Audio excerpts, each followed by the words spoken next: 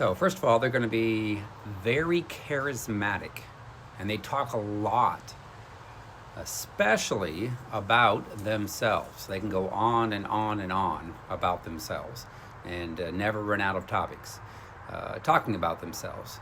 Next, they're going to know a lot of Bible scriptures because that makes them appear to be very godly.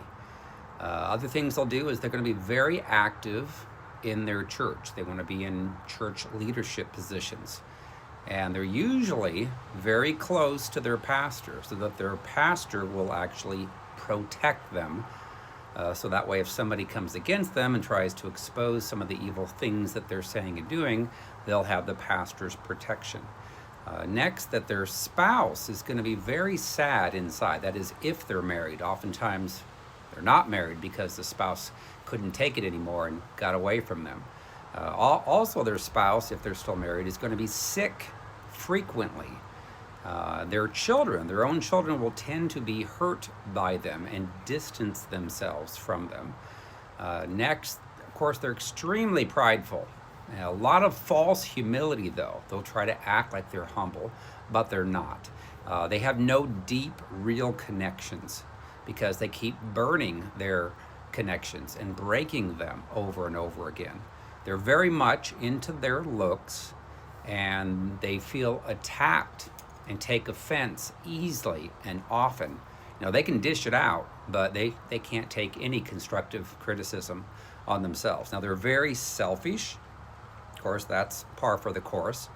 And they have a huge desire to be in ministry leadership positions. They want to have oftentimes their own ministry. They want to lead other people, but they have a very dark side that they want to hide. They're very dishonest. They're oftentimes very sexually impure, doing a lot of things they should not be doing. And they're going to act like a victim, like a professional grade victim on everything. Like everybody's out to get them. And they're also a professional grade liar. And they could win an Academy Award by all the ways that they can act like they were the victim and that poor me, poor me.